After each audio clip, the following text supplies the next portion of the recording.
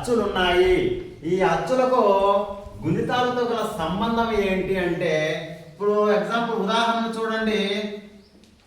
కాను రాస్తే కాను మనము పలికేటప్పుడు కా అంటాము. దాని ఉచ్చారణ తర్వాత ఉచ్చారణ ఏమొస్తుంది? ఆ వస్తుంది. కాలో ఆ ఉంది అన్నమాట. అదేవిధంగా కా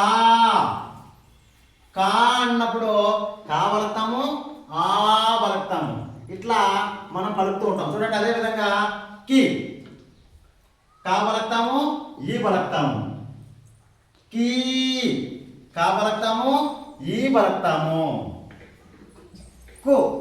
కా పలికిన తర్వాత ఊ పలుకుతాము.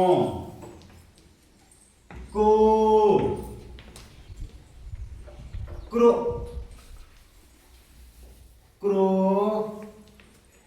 కే కై కో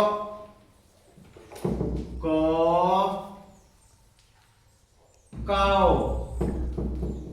కం కహ. మనము రాసేటువంటి, మనము నేర్చుకునేటువంటి, మనం పలికేటువంటి గుణితాలలో ఈ అచ్చులు యొక్క శబ్దం అనేది వస్తూ ఉంటుంది. దీనినే మనం అంటాము అచ్చులకు గుణితాలకు గల సంబంధము అంటాం. ఈ సంబంధం ద్వారానే మనము ఈ గుణితాలన్నీ నేర్చుకోవాలి. ఈ గుణితాలతో వచ్చేటువంటి పదాలు చూడండి. కాకి వచ్చిందమ్మా, కాకి. కా ఆన పలికినాము, ఈని మాత్రము గుడి పలికాము. కాకి. ఇలా గీలాక గీ అంటే గా పలికాము, ఇక్కడ ఈ పలికాము, గీ లాక ఇక్కడ సరళాక్షరాలు వచ్చినాయి.